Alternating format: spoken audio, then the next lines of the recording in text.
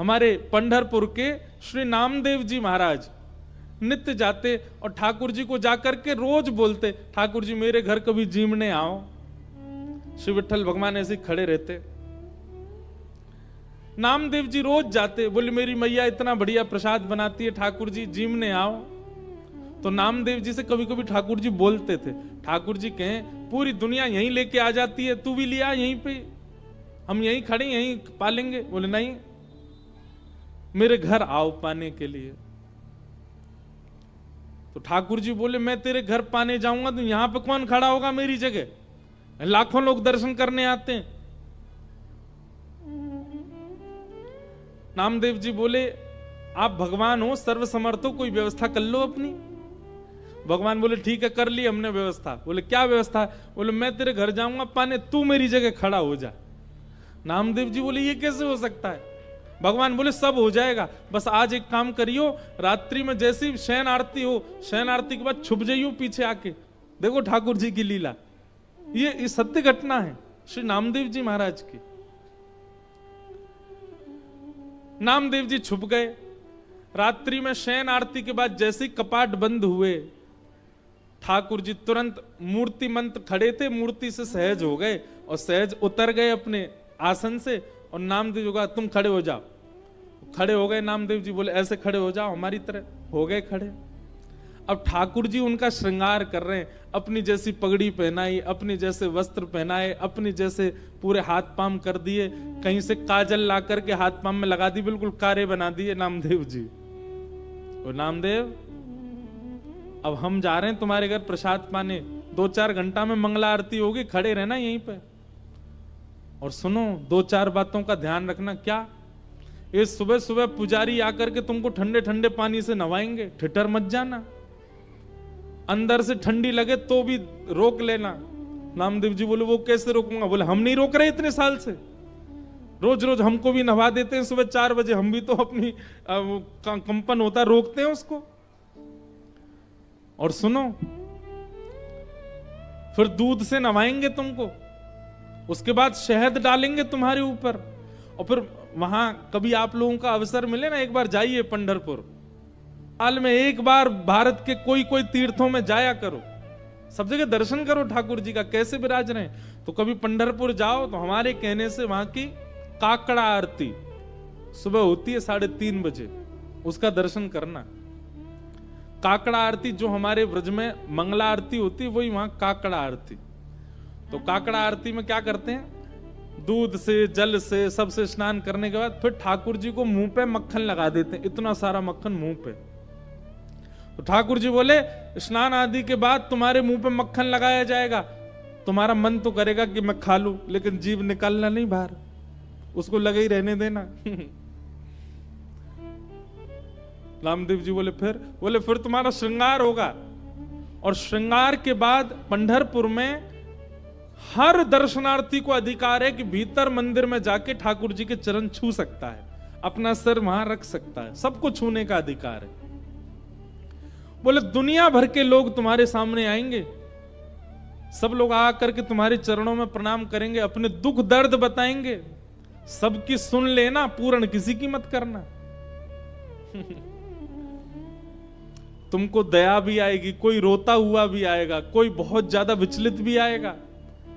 नामदेव जी बोले क्यों पूरा नहीं करूं? वो सबका विधान बना हुआ है, वो सब काम हमारे लिए छोड़ दो, किसको क्या देना क्या नहीं देना। तुम बस कहीं ऐसा नहीं कि यहाँ खड़े होके कोई रोता हुआ आया उसके आंसू पोंछने लग जाओ, कहीं तुम जरा भी हिल गए तो पुजारी पंडा बहुत मारेंगे, सब कहेंगे कहां गए हमारे ठाकुर जी, कौन खड़ा हो गया आके। नामदेव जी बोले जो आ गया, बढ़िया निमंत्रण दिया भोजन का, मैं तो बंध गया यहाँ पे। बोले हाँ रोज आ जाते हो भोजन करने, आओ अब जा रहे हैं हम भोजन करने, खड़े रहो यहीं पे।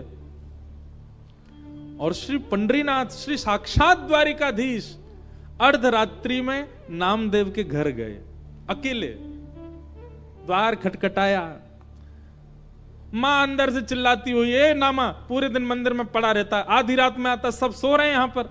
जैसे ही द्वार खोल करके देखा, आहा सुंदर श्री पंडरीनाथ भगवान द्वार पर खड़े हैं, स्वर्ण का मुकुट पहना है, स्वर्ण के आभूषण पहने हैं, कंधे पर हाथ रख करके मधुर कटाक्ष नेत्र हैं ठाकुर जी के, मंद मंद मुस्कुरा रहे हैं। नामदेव जी की माता जी तो विट्ठल, हाँ मैया मैं ही आया हूं विट्ठल। नामदेव रोज निमंत्रण लेके आता, मेरे घर प्रसाद पाने आओ, मैं आ गया।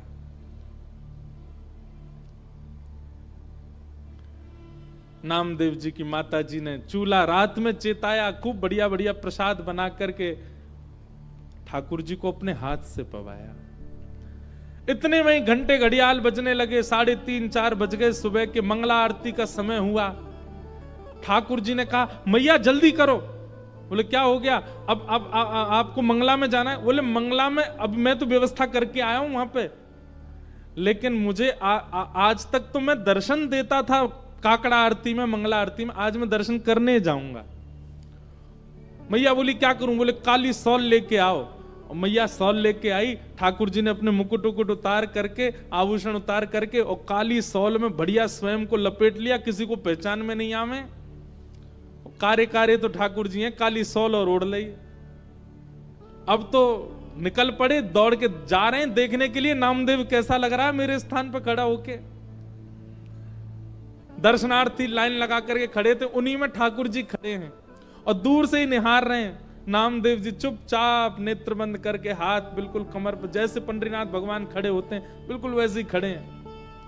और ठाकुर जी दूर से ही देख करके नामदेव की बलियां ले रहे हैं। आहा मेरो नामा कितना अच्छा लग रहा है। गर्भगृह में जैसे ही ठाकुर जी पहुंचे, ठाकुर जी के आते ही नामदेव जी को पता चल गया कि ठाकुर जी आए हैं। सो नामदेव जी मन में सोचे सब प्रणाम कर रहे हैं, कि ठाकुर जी प्रणाम नहीं कर ले मुझको, मैं कैसे रोक पाऊंगा? ठाकुर जी प्रणाम कर रहे हैं। ठाकुर जी गए, नामदेव जी को देखा, नामदेव जी को देख करके जैसे ही नीचे सर झुकाया, नामदेव जी के नेत्रों से आंसू गिरने लगे। नाथ ये कैसी लीला कर रहे हो आप? बलैया लेने लगे। अद्भुत हैं बंधुओं ठाकुर जी। ठाकुर जी जैसा प्रेम कौन कर सकता है? अपने भक्त को अपने स्थान पर खड़े होकर उसके दर्शन करने आए हैं। पहले तो खूब बलैया ली, और फिर उसके बाद ठाकुर जी बोले ए नामा तुझे नोच के भाग जाऊं? तू जोर से चिल्लाएगा, पंडित पुजारियों को पता चल जाएगा। नामदेव जी बोले ऐसा मत करो, मैं किसी को बताऊंगा कि आपने मुझे खड़ा किया, कोई मानेगा और नहीं। ठाकुर जी चिढ़ा रहे हैं नामदेव जी को, नामदेव जी घबरा रहे हैं। ऐसी लीला, इसको कहते हैं रास। क्या कहते हैं? रास। ये लीलाएं जब ठाकुर जी आपके लिए सहज हो जाते हैं, ठाकुर जी आपको प्रायोरिटी देने लग जाते हैं, ठाकुर जी आपके लिए यह भूल जाते हैं कि वे परमात्मा हैं, इसको कहते हैं रास। रास का मतलब नाचना नहीं होता। रास का मतलब इन गोपियों के लिए ठाकुर जी सहज हो गए, इन गोपियों के लिए ठाकुर जी ने अपना परमात्म भेष त्याग दिया, इन गोपियों के लिए ठाकुर जी सरल बन गए, दीन बन गए, इसीलिए उसको रास बिहार कहा। और वृंदावन में रास नहीं किया ठाकुर जी ने, महारास किया। महारास मतलब आज तक ठाकुर जी महारास बिहारी हैं।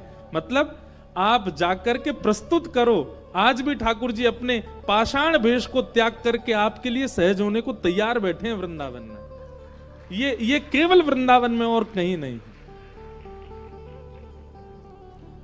आज भी वृंदावन में कितने वैष्णवों को अनुभव होता है। श्री बिहारी जी में तो पर्दा ही हमारे बार बार लगाया जाए कि कहीं कोई टकटकी लगा के बिहारी जी को देख नहीं ले, नहीं तो ये वही के संग चले जाएंगे। आपके नेत्र कहीं ठाकुर जी से नहीं मिल जाए, इसलिए बार बार पर्दा किया जाता है बिहारी जी के आगे।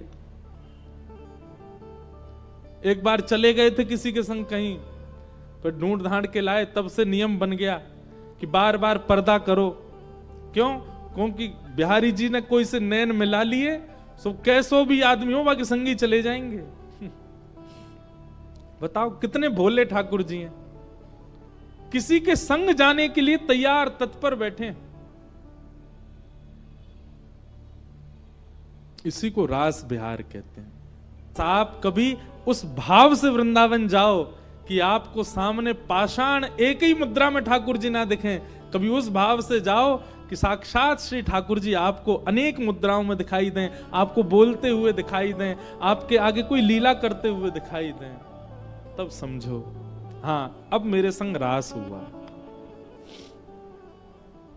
अभी हम रस में हैं, हमें रास में जाना है, और रास में जाने के लिए हमें अपना निर्माण करना पड़ेगा, अपनी मन बुद्धि और विचारों को वैसा करना पड़ेगा जिससे श्री कृष्ण रास करें।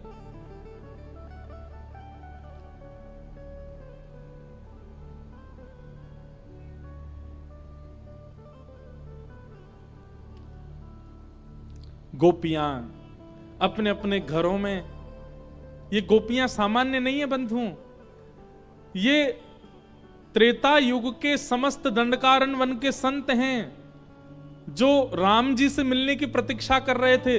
तब हनुमान जी ने जाकर के इनसे कहा आप सब लोग प्रतीक्षा मत करो, केवल राम जी का चिंतन करते करते अपने देह का त्याग करो, आप सब संत ही द्वापर में ब्रज में गोपी बनकर के प्रकट होगे, तब राम जी कृष्ण बन के आएंगे और आप सबके साथ रास विहार करेंगे, आप सबको वो सुख प्रदान करेंगे जो एक प्रियतम प्रियतमा का होता है आपके गले में। अभी तो राम जी भगवान है, आप सब संतों केवल प्रणाम तक अधिकार होगा, लेकिन द्वापर युग तक प्रतीक्षा करोगे तो एक प्रियतम के भाव से ठाकुर जी आपके गले में गलवैयां डाल के रास विहार करेंगे, वो सुख प्रदान करेंगे जो किसी को नहीं मिला। तब से दंडकारण्य वन के संत वही द्वापर में ब्रज की गोपी बनकर के आए, और जैसे ही कृष्ण प्रकट हुए नंदरानी के भवन में, गोपियों ने जैसे ही श्री कृष्ण को देखा, नन्हे से कन्हैया को देखते ही सब गोपियों को याद आ गया कि अरे हम तो पूर्व जन्म के संत हैं और ये साक्षात राम जी ही कृष्ण बनकर के आए हैं हमारे साथ रास विहार के लिए। अब सब गोपियां प्रतीक्षा कर रही हैं ये कब उस भाव में आएंगे कि हमारे साथ रास करें, और आज वही दिन आया। 7.5 वर्ष के श्री ठाकुर जी हो गए।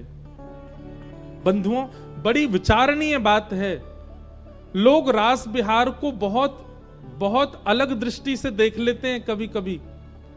मैं उन लोगों से प्रार्थना करना चाहता हूं, ठाकुर जी की आयु 7.5 वर्ष की है और ठाकुर जी के साथ रास करने वाली गोपियों की आयु 80 वर्ष की, 90 वर्ष की, 100 वर्ष की।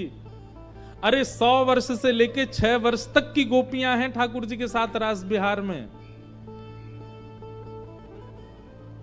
इतने नन्हे से बालक के प्रति 80 वर्ष की गोपी का प्रियतम भाव कैसे आ सकता है?